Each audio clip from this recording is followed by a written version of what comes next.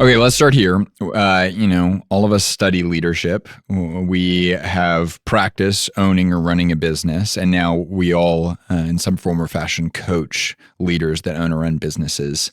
So we've witnessed, experienced, and observed leadership messes before. So high level, any leadership messes come to mind as something you've either experienced yourself, witnessed, or observed in others? Yeah, I own a business for the better part of the last decade. I own a business with two different business partners. And I think one of the earliest messes we got into was around compensation. The company's growing. There's a lot of fruitfulness. We're not all doing the same level of work, the same level of commitment as far as employee versus owner. And I was looking at the results and I was like, man, this would be amazing. You guys, I'd really like a raise. I think that I've merited this raise. And that led to a situation where all of a sudden, what do they say? Money makes people funny, right? Things got funny. And the result or the outcome of that situation was probably not the wisest course of action around compensation. And that created a mess 6 months later when cash flow got tight. And now we're talking about, okay, hey guys, what are we actually paying for here? And so we have money makes people funny, compensation. Whew, get into a mess real quick. So to that note, let's maybe collaborate together on when we say a mess, like what are the common denominators of like when people experience a leadership mess, this is what it symptomatically feels like. Disunity, things feel harder than they actually are or should be. We're making emotionally charged decisions, not necessarily operating in the best interest of the business. Stable, fruitful, loving relationships turn to jealousy, malice, anger. There's disunity.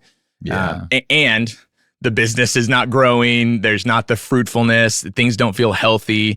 Things become more and more dependent on you, and all the self-hyphenated sins start coming in. Yeah. What was that? Self-hyphenated sins, self-righteousness, Okay. self-deception, all the self-hyphenated sins. They surge to the forefront. That's right. Yeah. That's right. Kyle, any other common denominators that you notice as symptoms of a leadership mess? Yeah, I think all the things that he mentioned we're on a path.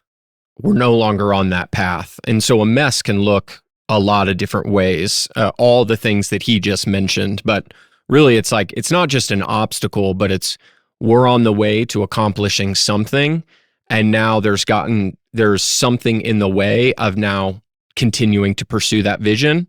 And we're either going backwards, we're totally distracted, or we're no longer getting to where we're trying to go. Yeah, man, that's so good.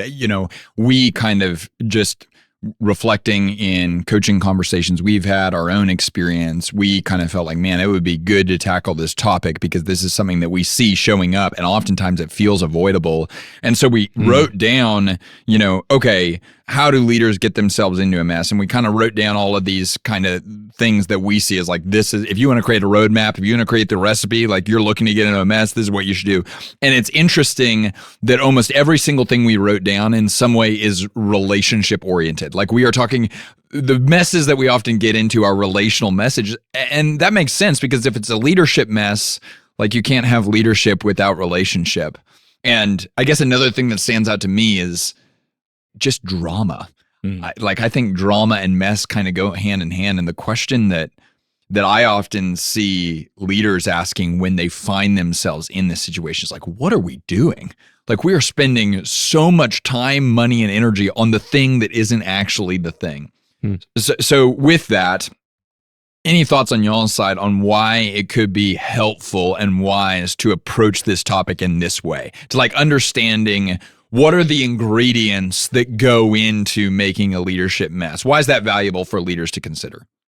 There's a principle we talk about a lot. There's not wisdom in experience. There's wisdom in evaluated experience. And we just have, I think, the blessing and the pleasure of interacting with a lot of different business owners, dealing with a lot of different circumstances and situations. And I think this is our best effort of saying like, man, as we look back, what are all of the messes that we've seen people get into?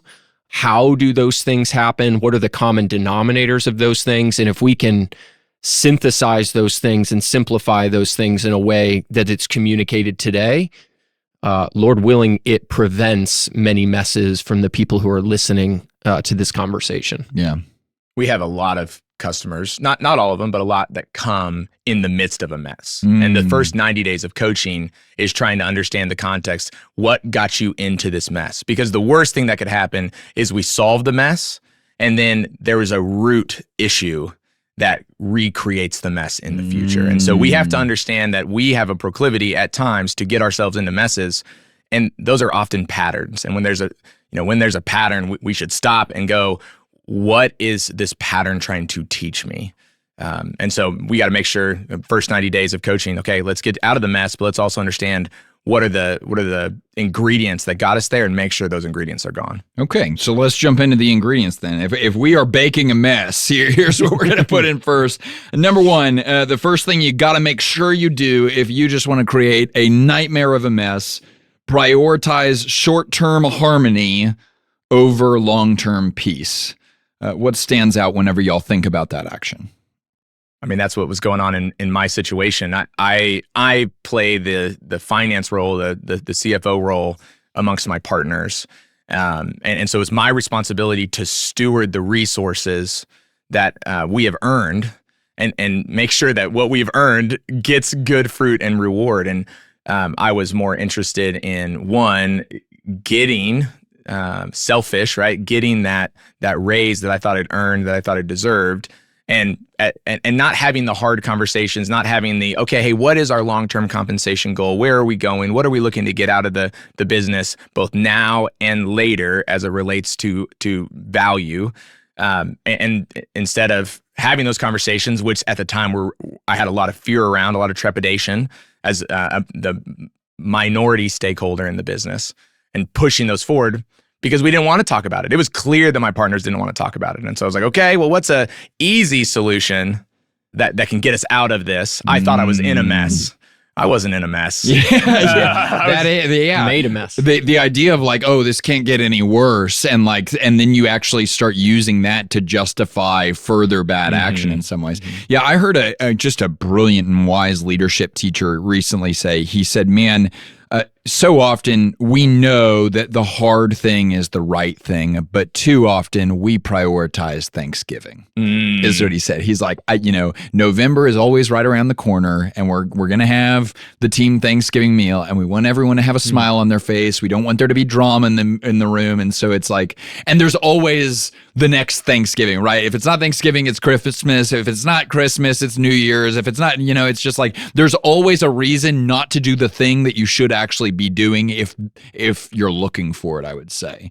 What stands out to you, Kyle, on this point of like short-term harmony versus long-term peace? Yeah, Craig Gershell has this quote that every big problem in an organization was once a small problem the leader failed to address. And when you're prioritizing short-term harmony, and when we're talking about this, like we're baking the mess here, often we don't want to have the courage to address the small things that feel insignificant now, because we want there to be harmony.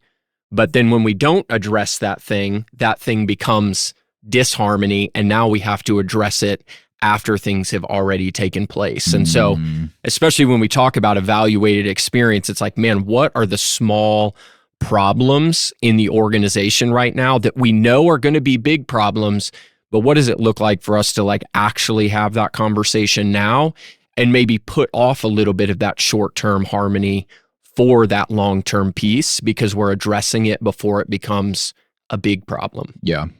I also think we get this kind of weird, screwed up, maybe even theology of like, we think that the Christian approach to leadership is harmony all the time. Like, we shouldn't be having conflict. We shouldn't be having discomfort. There shouldn't be times where you and I aren't seeing eye to eye.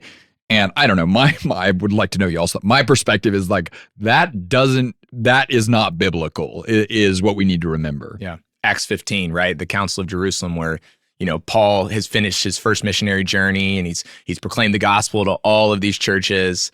And then there starts to be dissension. There starts to be disharmony. And what could he have done? It was like, oh, okay, that has a place. Or he's like, no, we've got to establish what is true, what is right, what is worthy. And so what do? They grab some leaders, they go down to Jerusalem, and they have an uncomfortable conversation, right? They get everyone in the room and they say, okay, hey, James, hey, Peter, hey, Paul, hey, Barnabas, like what are you seeing? What have we observed? What did Jesus teach us? And they set the standard.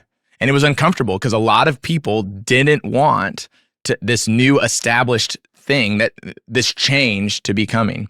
And instead of shying away from it, they clarified it. They had conversations. They pulled the strings together and said, okay, this is what creates long-term harmony and peace for these Gentiles coming in. Yeah. I kind of think about like, it feels like the most wise, mature, and I would even say faithful leaders that I know, they just kind of have reached this place where they just know conflict is part of the job description. Mm-hmm. Like, and if I'm ever going for prolonged periods without experiencing conflict, it probably doesn't mean that it doesn't exist. It probably means that I'm avoiding it, or there's something that I'm not seeing.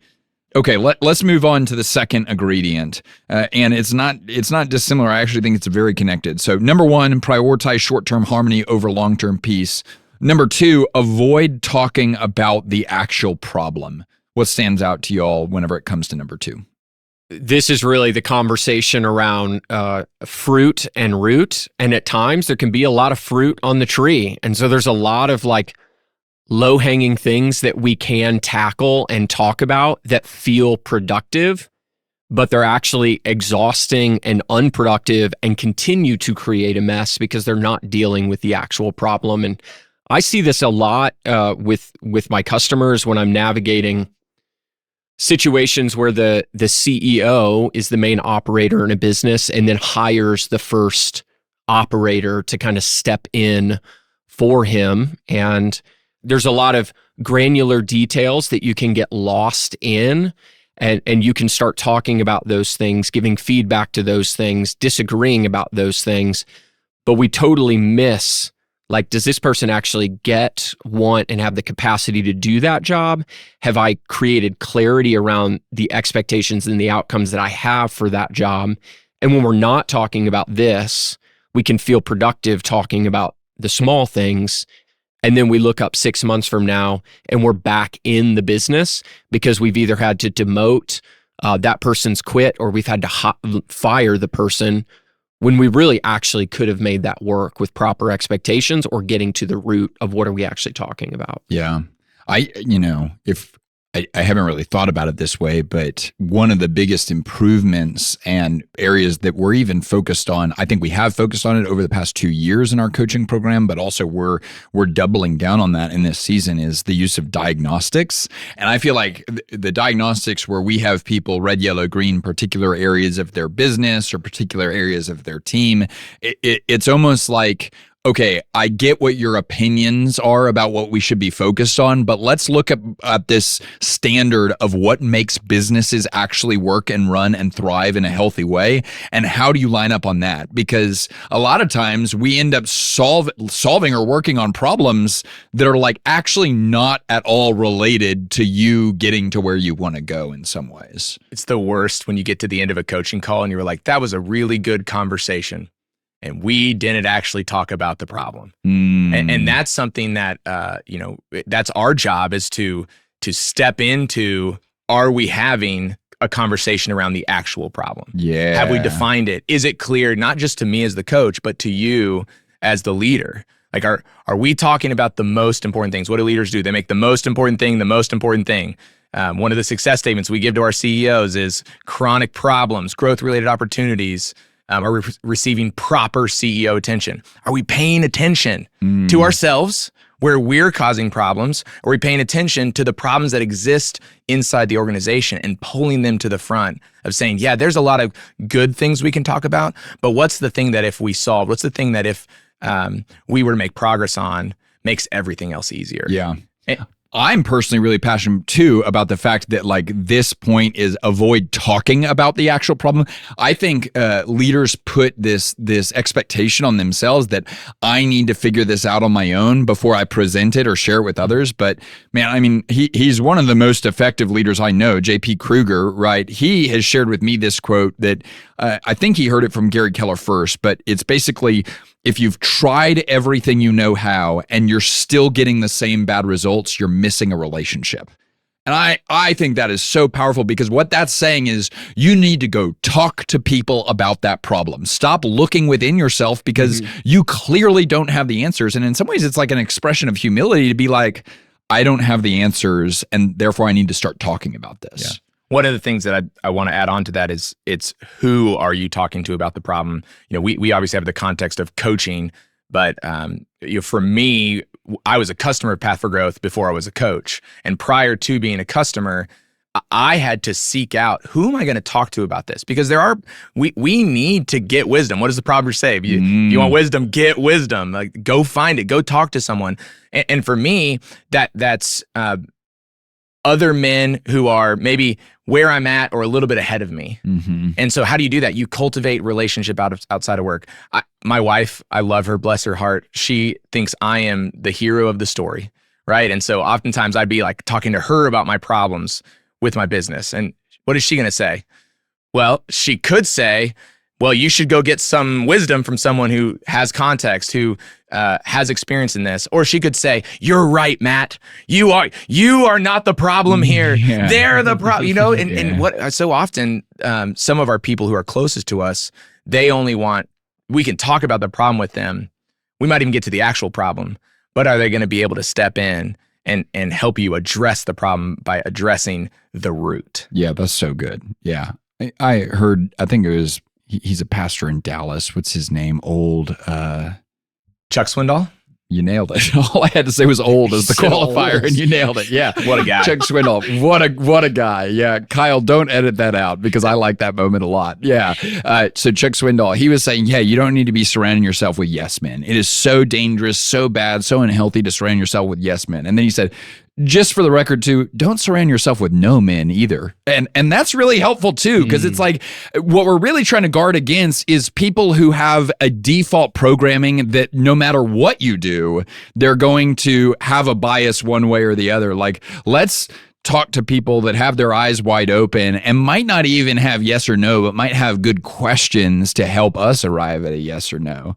There's two things that stick out to me now that we've kind of hashed these two out is, if you are a leader who thinks you have to have everything together, you may prioritize harmony, or you may prioritize, man, I got to figure this out before I actually solve it. And these two things could be avoided if we just start talking about things when it's spinach in your teeth, or when a problem becomes like, man, why is this happening? And not saying I have to solve that, but being really curious, and even curious with your team, it can avoid so many of those problems by just having the humility to say, there's a little spinach in the teeth of either me or you, and like, I'd like to talk about that now, because it doesn't feel like a big deal now, or like, man, this is a pattern. And where is the principle? Where is the lesson? How could we avoid this in the future? And I think just operating from a spirit of humility and realizing, like, in those moments, we do build so much trust with our team and we do avoid so many things, but let's not try to act like we have it all together. Yeah. And that's so good, because I think sometimes I can say this as a business owner. Sometimes I minimize stressors because I'm like, dude, that is not a big deal. Like, you need to calm down and you need to like take a deep breath and get over it. And there's elements of that are very, very true. But if it's like this recurring stressor that's like building this like either resentment or bitterness or confusion, it's like, stop minimizing it and just say something. I had a leader once that she told me, she was just encouraging me to bring up the things that were on my mind. And she's like, Alex, we can talk about anything. And she said, it doesn't mean I'm going to agree with you, but we can talk about anything. And that was so helpful for her to open the door of like, let's just talk about it. And there's no cost to just talking about it. Okay, let's go to number 3. tolerate actions that contradict stated values and desires. First question is, let's take this out of the realm of theoretical and say practically, like what is a scenario of what this actually looks like when a leader does this? Well, I think there's two different buckets of this. Like it's clear to the person, but they're acting in rebellion, or it's unclear to the person and they're acting in ignorance. Do you want to take one of those two? Go ahead. Yeah. Values and desires. So what are we talking about? We talk a lot about what does winning look like? Answering the question, it's the job of a leader to answer what does winning look like? And that might be a role or it might be culture, right? Our mission and stated values. If those things are unclear to our employees or unclear to the leaders on our team, like what's going to happen? They're going to do their best to interpret it. And then where do we get into a situation where they're doing their best to interpret it and they might interpret that wrong. They might interpret that wrong. And what happens when they interpret it wrong?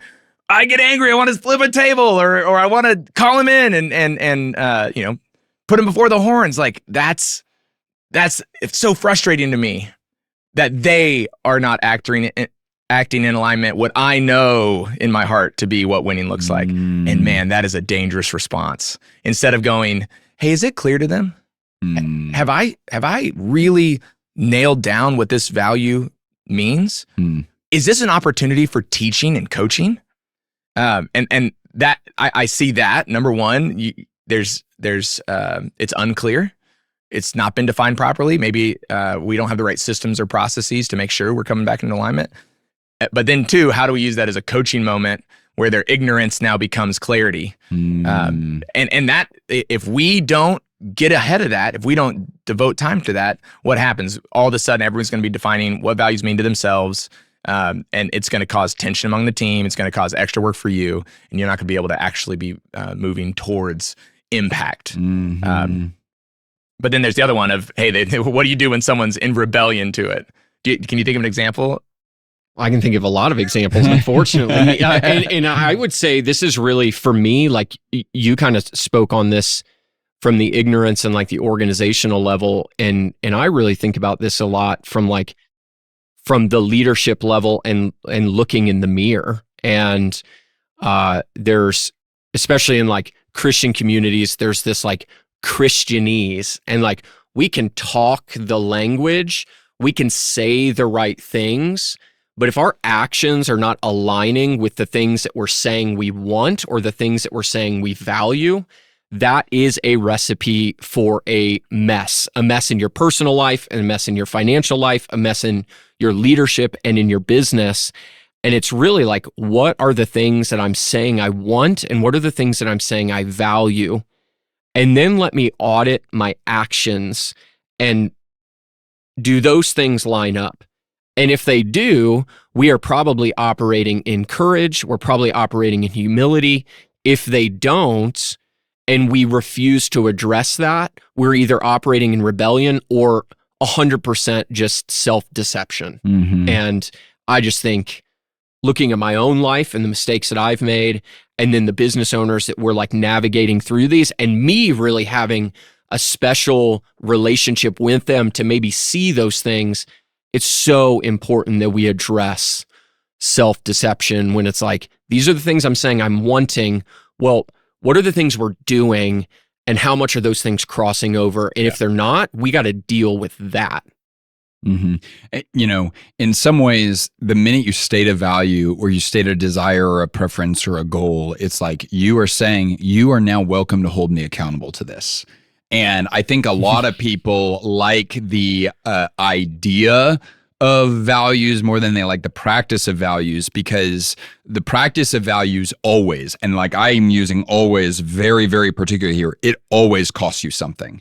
And with the minute you actually state a value, you are simultaneously saying, this is what we are for, this is who we are for, and that means we are not for everyone, which feels great until you coincide with someone that you're not for, and you have to be able to say like, okay, we're not for that person, or that person doesn't belong in this team, even though they can get all the results that we want them to get.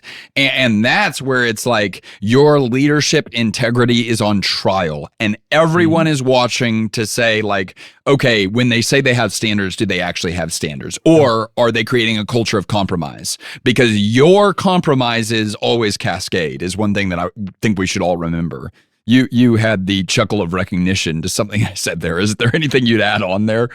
I was looking at our paper here and it just says charades. And yeah, it's just like, man, let's make sure we're not playing games in our personal life, in the way that we lead and serve people, and in our business. Because really, what are we about? If we are about like stepping into who God created us to be so that others benefit and God is glorified, the impact aspect of that, none of that is happening in our personal life with stepping into who God created us to be and the impact on the result if we're just playing charades. And it's why we have a core value of alignment here.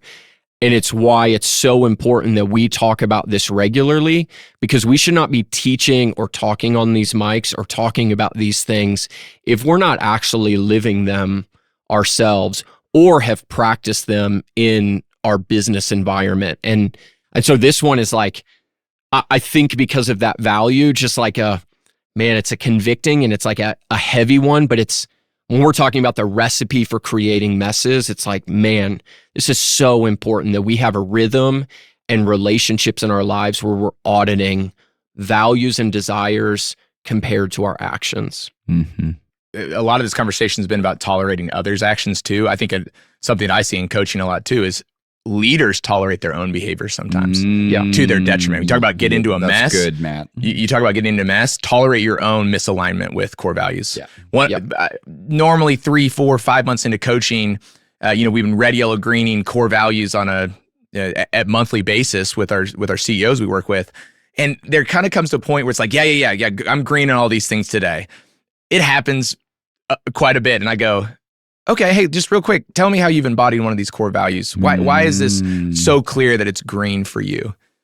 And there's always a moment, if we are in coaching long enough, where a leader will go, Matt, I'm yellow or red on this core value.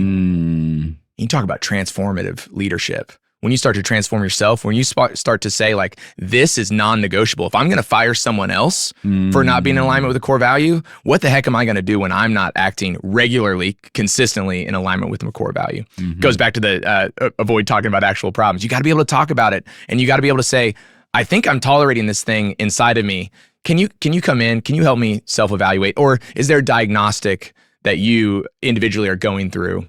I know you do this. You are one of the best leaders I know who has reflection as a part of your rhythms. How do you know, or what is a practice that you have? I know this is not solving the problem, but like, what's a practice if you didn't follow? I mean, I read yellow, green myself on our core values, and one that can be very helpful for me to regularly come back to is freedom and responsibility, right? Because I'm the owner of the business, right? There's certainly not someone micromanaging my time. And there's also not someone looking at how the level of intensity that I'm bringing to my work every single day, right? And that's actually, we're a virtual company and we believe a lot in ownership mentality for everyone. So I would say that's true for all of us. It might even be more true for me, right? That no one is actively saying, are you giving it your all today? And like, are you giving it everything you've got, or are you winging it today? And so me having a regular rhythm, in addition to mentors and people that have access to my life and visibility into who I am and things like that, but a rhythm of just the self-evaluation of freedom and responsibility. I want uncommon freedom, and therefore I've got to be willing to take uncommon responsibility. Does my work reflect the value of uncommon responsibility? It is a relentless standard, but man, what's so good is green, yellow, and then it's like green, right? Because the minute you start to see yourself drifting, then you can have a great, moment of confession, prayer, and now instead of spending weeks on end spending more time than you would like to on social media or doing things that are a waste of time and not an investment of time, it's like, okay, I'm just going to course correct and we're going to move in a better direction. So yeah, but I think your point of not assuming that you're above contradicting values yourself is really, really critical. Okay, let's go to a fourth ingredient now. If you want to create a royal mess, double down on an idea that has already been proven as bad. Explain to me, like, how or when have you seen this play out?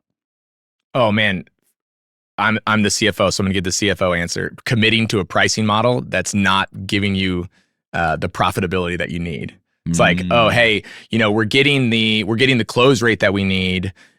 So the offer must be strong. Our pricing model must be strong. But now you find yourself 3, 4, 5 months into a situation where your P&L is saying you're probably not profiting as much as you would need to from this. And you go, no, we can cut costs, or we just need to solve this through sales. We're going to increase our volume. We're going to use all of our excess capacity for this. And you find yourself going like, oh gosh, I've put myself into a financial situation where it's going to be a lot to both unravel and then replace, old customers or old contracts with new, profitable, fruitful contracts. Mm-hmm. Yeah. I mean, I feel like this one is easier to fall for once you're successful in some ways. I feel like in startup phase, the marketplace will make it so clear that your idea is bad, and then you either adjust or die, right? Like, you don't have an option. But people, once they're successful, their original business model that was successful can lure them to thinking every idea is good, and then they end up funding their bad idea with the success of the good idea, and that thing hasn't been profitable for years, and they haven't established a timeline for profitability. There's no roadmap for profitability. All the things that they did with their original model, they're not applying that to this, and they've just got like this trust fund baby of a business that they're trying to prop up because they've got emotions wrapped into it.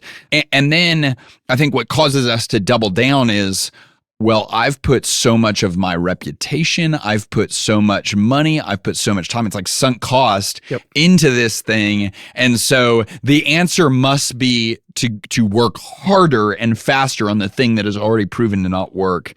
It is wild to me how many like legit, really smart people I've seen do that exact thing. Yeah, there's that's really the idea of like, what got you here won't get you there, and what is our rhythm of evaluating that. I remember, especially with this point specifically, working with a customer who had really three lines of business, and one of those lines of business was a call center. Well, a call center involves people. A call center involves a ton of overhead. We need space. We need technology. And we eventually came to a point where it's like, man, all of our calls are about this one specific thing. It has the most amount of expenses. It's the least profitable of all the three business units. And coming to a point where it's like, we're consistently talking about the same thing over and over again. Should we actually have a call center? And understandably, the knee-jerk reaction of the business owner was like, what is that? Like, what are you even asking me? Because there's that I think is like when you get to that where they're like, how dare you even ask that question? I feel like that's not all the time. Oftentimes confirmation that it's the exact right question. Yeah, so much sunk cost bias. If I have so much reputation, there's so many people. We've spent so much money on technology and training and all of these things, and it's like, let's come to a moment today. If you were starting the business today, would you continue to do that thing? That's so good. Yeah, don't double down on it and really reflect on where I'm at. And that's so easy to do. Sunk cost bias is a thing for a reason. There's so many things that we wrap ourselves up into, resources that we just want to continue to double down on. Insanity, like expecting different results. That's right.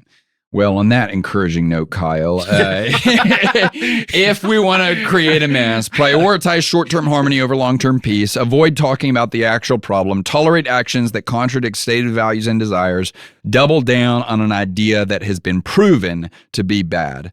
Y'all, thanks so much. What a recipe. Hey, y'all, thanks so much for watching. If you want more content like this, we've got some killer stuff planned. So make sure you rate, review, and subscribe. Let's go, let's go, let's go.